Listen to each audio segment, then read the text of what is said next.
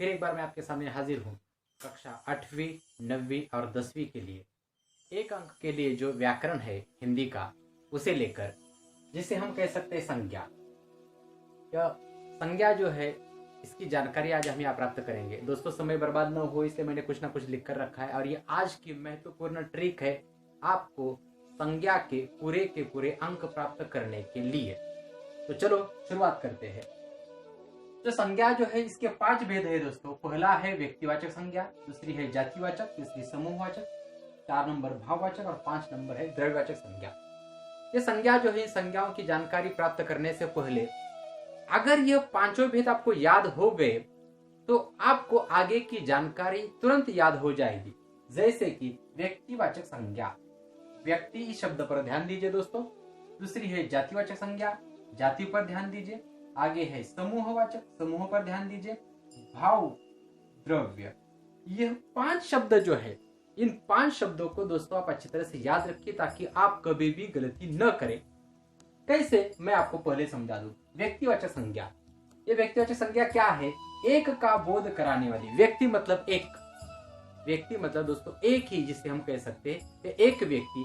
अब व्यक्ति का बोध कराने वाला शब्द, एक का बोध कराने वाला शब्द, व्यक्तियों के रखे हुए नाम। एक व्यक्ति का एक ही नाम होता है, जैसे कि गणेश हो, महेश हो, राजेश हो, ऐसे जो भी नाम है वह, ये सारे के सारे नाम इसमें आ जाते हैं। यह सिर्फ लड़कों के नाम नहीं दोस्तों।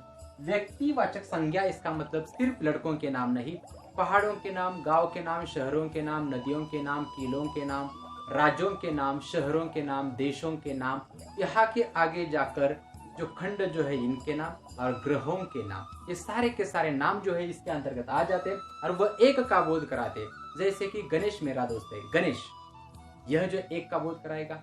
महाराष्ट्र राज्य, एक ही राज्य है महाराष्ट्र राज्य। शिवनेरी किला, एक ही शिवनेरी किला है।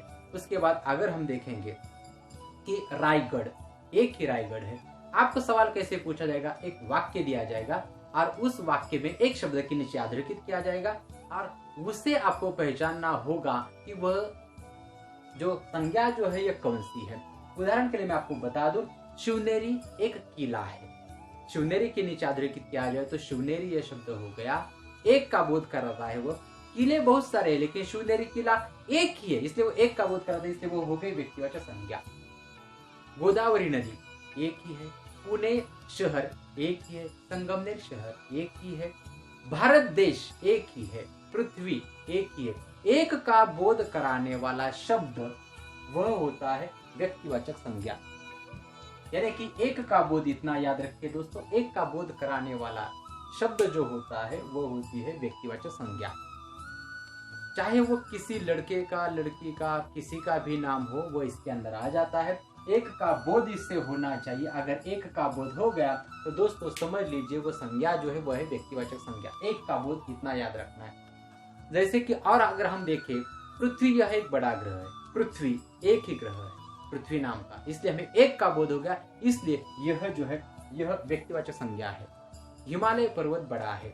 हिमालय, हिमालय ये शब्द जो है एक पर्वत का ही बोध कराता है, इसलिए वह व्यक्तिवाचक संज्ञा है। एक का बोध याद रखें। उसके बाद जातिवाचक संज्ञा, पूरे जाति का बोध। जाति यानी कि पूरे जाति का बोध। पूरे जाति का बोध मतलब क्या दोस्तों, मैं आपको समझा दूं। जैसे कि मान लीजिए लड़का, लड़का मतलब एक लड़का नहीं है, लड़कों की वहां जाति आ गई। कौन सा लड़का हम बता नहीं सकते हैं, वो गणेश है या सुरेश है ये नहीं हम बता सकते। इसका मतलब क्या कि लड़कों की पूरी जाति वहां आ गई, इसलिए वह हो गई जातिवाचक संज्ञा। उसके बाद नदी, कौन सी नदी, गोदावरी है या और कोई हम नहीं बता सकते। जब तक नाम नहीं आएगा सिर्फ नदी कहा जाएगा कि नदी बड़ी है।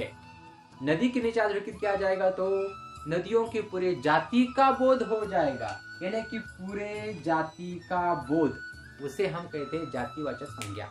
पूरे जाति का बोध। पहाड़, कौन सा पहाड़ हम नहीं बता सकते, या फिर कौन सा शिखर हम नहीं बता सकते। अब यह उदाहरण मैं आपको थोड़ा सा समझाना चाहूंगा।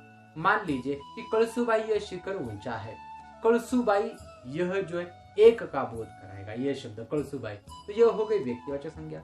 लेकिन इसके आगे शिखर के नीचे अधोरेखित किया जाए तो वह जातिवाचक संज्ञा है दोस्तों।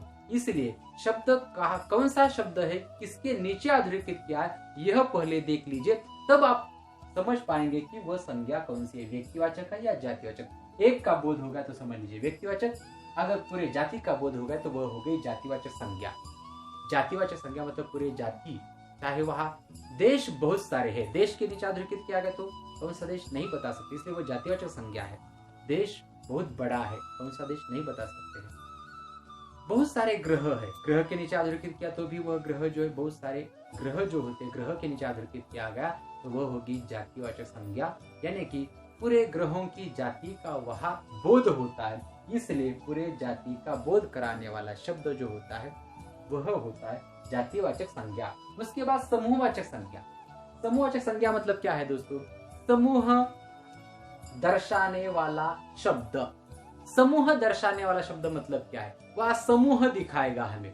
कैसे, ये थोड़ा सा मैं आपको समझा दूं।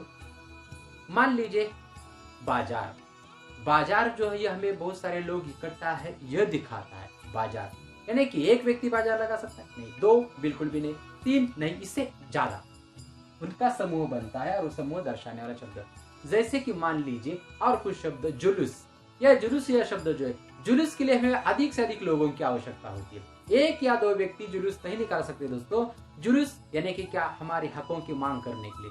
मान लीजिए दो दोस्त आगे गए, एक ने कहा कि हमारे मांगे, पीछे जो है मुड़कर देखा, एक दोस्त था वो भी भाग गया, कौन कहेगा पूरी करो, एक भी नहीं, कुत्ता तक नहीं है, तो जुलूस होगा नहीं होगा। इसलिए जुलूस के लिए अधिक से अधिक लोगों की संख्या। जुलूस यह शब्द जो हमें क्या दिखाता है, वह दिखाता है समूह है। उसके बाद मेला, मेला शब्द यानी कि दोस्तों गेला नहीं है, अभी याद रखिए। मेला मतलब जो हमारे गांव में जो जिसे हम कहते हैं त्योहार मनाए जाते हैं, या एक भगवान के नाम पर एक त्योहार होता है जिसे हम मेला कहते हैं, मेला शब्द भी समूह दिखाता है। दल, दल मतलब सैनिकों के दल होते, यह जो है यह भी झुंड, जानवरों के झुंड जो होते हैं, ये झुंड शब्द भी ऐसे जो शब्द है, यानी कि बाजार हो, मेला हो, जुलूस हो, झुंड हो, संघ हो, ऐसे जो शब्द जो है ये सारे के सारे शब्द जो है ये हमें समूह दर्शाते हैं और इसलिए वह समूहवाचक संज्ञा है। समूहवाचक संज्ञा मतलब समूह दर्शाने वाला जो भी शब्द आ जाएगा वाक्य में, अगर उसके नीचे अधोरेखित किया गया हो तो वो होती है समूहवाचक संज्ञा। उसके बाद है भाववाचक संज्ञा। मन की भावना या भाव दर्शाने वाला शब्द, मन की भावनाएं जो होती है इसे दर्शाने वाला शब्द जो होता है दोस्तों, उसे कहा जाता है भाववाचक संज्ञा। मतलब भाव दर्शाने वाला शब्द, अपने मन के भाव दर्शाने वाला शब्द। ये कौन कौन से होते हैं दोस्तों, खास तौर पर मैं आपको बताऊं, दो ही तरह के भाव इंसान के अंदर होते हैं, एक खुशी, दूसरा गम, जिसे हम कहते हैं सुख और दुख। यह दो जो इन दोनों से ही संबंधित अन्य शब्द आ जाते हैं, जैसे कि हर्षित, हर्ष यानी कि खुशी, ये सुख से आ गया। उसके बाद नाराज, उदासी, ये शब्द जो है दुख के आ गए। ऐसे ही शब्द यानी कि मन की भावनाएं दिखाने वाले शब्द कौन कौन से, ये थोड़ा सा मैं आपको बता दूं दोस्तों। यानी कि उदास होना, नाराज होना, गम, यह जो है यह भी इसके अंदर आ जाएगा। उसके बाद खुशी दिखाने वाले, खुशी यह शब्द आ जाएगा। हर्षित है, मोहित है। उसके बाद इसे और शब्द जो है हम ले सकते हैं कि प्रसन्न, यह भी शब्द इसके अंतर्गत आ जाएगा। ऐसे जो शब्द जो है उदासी हो, ऐसे मन के भाव दिखाने वाले जितने सारे शब्द जो है ये सारे के सारे भाववाचक संज्ञा है। यानी कि जीवित जानवरों में, प्राणियों में, मनुष्यों में जितने मन के अंदर भाव है ये सारे के सारे भाव।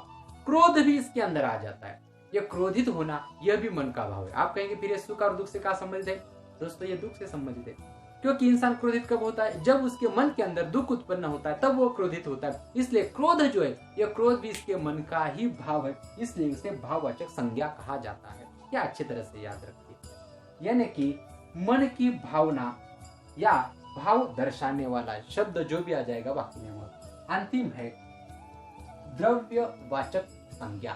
द्रव्यवाचक संज्ञा मतलब क्या है, संसार की हर एक चीज, संसार की हर एक चीज के अंदर आ जाती है दोस्तों। आप कहेंगे कौन सी, हाँ दोस्तों, मिट्टी है, पत्थर है, लकड़ी है, ईंट है, आपके खाने की चीजें, आप होटल में जाएंगे लड्डू है, पेड़े है, आप किराना दुकान में जाएंगे चावल है, गुड़ है, दाल है, ये सारे के सारी चीज इसके अंदर आ जाएंगी। अगर आप जौहरी के दुकान में जाएंगे वहां होने वाला सोना है यह भी इसके अंदर आ जाएगा। जो तरह तरह के रत्न जो थे ये सभी के सभी इसके अंदर आ जाएंगे। साथ ही साथ अन्य जो धातुएं जो है, चाहे वो पीतल हो, लोहा हो, ये सारे के सारे इसके अंदर आ जाते हैं। यहाँ तक कि द्रव पदार्थ, यहाँ द्रव नहीं है दोस्तों, यहाँ द्रव्य है। द्रव पदार्थ भी इसके अंदर आ जाते हैं। कैसे? दूध हो जिसे मिट्टी का तेल यानी केरोसिन कहा जाता है, यह भी इसके अंदर आ जाता है। उसके बाद पेट्रोल है, डीजल है, पानी है, ये सारे के सारे इसके अंदर आ जाते हैं। और इसलिए मैंने यहाँ लिख रखा है संसार की हर एक चीज जो है ये सारी की सारी इसके अंदर आ जाती है द्रव्यवाचक संज्ञा के अंदर। तो दोस्तों यह अब आसान सा आपको मैं बता दूं एक का बोध उदाहरण में थोड़ा सा एक उदाहरण यहाँ लिखकर आपको बता दूं। एक कोई भी उदाहरण हम यहाँ ले लेते कि चलो हम एक आसान सा उदाहरण लेते कि पुणे शहर है। तो यहाँ उदाहरण लिख रहा हूँ दोस्तों, आप देख पा रहे होंगे पुणे शहर है। अब यहाँ कहेंगे इस वाक्य में कौन सी संज्ञा है? दोस्तों यहाँ दो शब्द आए, एक है पुणे, दूसरा है शहर।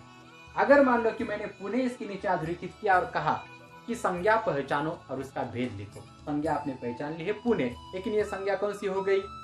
हाँ बिल्कुल सही, यह हो गई व्यक्तिवाचक संज्ञा। यह व्यक्तिवाचक संज्ञा हो गई। लेकिन अगर मान लीजिए कि आपको यहाँ अधोरेखित न करते हुए यहाँ अधोरेखित किया तो शहर के नीचे अधोरेखित किया तो शहर के नीचे अधोरेखित किया गया तो दोस्तों याद रखिए शहर कौन सा हम बता सकते नहीं, इसलिए शहरों की पूरी जाति आ जाएगी और इस कारण यह संज्ञा होगी जातिवाचक संज्ञा। यह आप याद रखिए।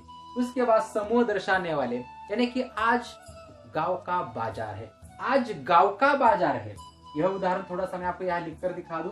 मान लीजिए कि आप यहाँ समझ लीजिए कि आज गांव का बाजार है, यानी कि दोस्तों आप यहाँ समझ लीजिए यह उदाहरण जो है यह उदाहरण मैंने यहाँ लिखा हुआ है। अब यहाँ समझ लीजिए गांव के नीचे अधोरेखित किया जाए तो सोचिए जरा। हाँ बिल्कुल सही, यह हो गई जातिवाचक संज्ञा। लेकिन गांव के नीचे अधोरेखित न करते हुए अगर बाजार के नीचे अधोरेखित किया जाए तो दोस्तों अब आपके सामने है समूह। बाजार ये समूह दिखाता है, इसलिए यह हो गए समूहवाचक संज्ञा। अब इस तरह से जो है आगे हम समझ लेते हैं भाववाचक संज्ञा। भाववाचक संज्ञा मतलब क्या है? मान लो कि मैं यहाँ लिखता हूं कि लड़का दुखी है। यहाँ आप देख लीजिए दोस्तों, यहाँ लड़का यह शब्द इसके नीचे अधोरेखित किया गया तो जरा सोचिए जल्दी जल्दी। हाँ बिल्कुल सही है, वो हो गई जातिवाचक संज्ञा। और दुखी के नीचे अधोरेखित किया जाए तो यह हो गई भाववाचक संज्ञा। क्यों? लड़के के मन के अंदर दुख है और इसलिए उसके मन की भावना दुखी है, इसलिए दुखी संज्ञा हो गई भाववाचक संज्ञा। और अंतिम जो है दोस्तों, अंतिम में इसमें आप देख लीजिए एक उदाहरण मैं यहाँ लिखूं, यह आप समझ लीजिए लड़के ने पत्थर मारा। यह उदाहरण आप देख लीजिए दोस्तों। लड़के के नीचे अधोरेखित किया जाए तो वह होगी जातिवाचक संज्ञा, लेकिन यहाँ अगर अधोरेखित नहीं किया गया, पत्थर के नीचे अधोरेखित किया गया तो वह होगी दोस्तों द्रव्यवाचक संज्ञा। यह आप समझ लीजिए। तो उम्मीद यह है कि आप ये शॉर्टकट अच्छी तरह से याद रखिए। इसे एक बार आपको याद हो गए तो आप कभी भी अपने जीवन में संज्ञा के एक अंक को कभी आप नहीं गवाएंगे। इसके पूरे के पूरे अंक आपको प्राप्त हो जाएंगे। दोस्तों उम्मीद यही है कि आपको ये संज्ञा जो है यह समझ में आई होगी। तो दोस्तों मुझे लगता है कि अब यहाँ रुक जाना चाहिए। अगर इसके बारे में आपकी कुछ समस्या हो तो अवश्य मुझे लिख भेजिए। धन्यवाद।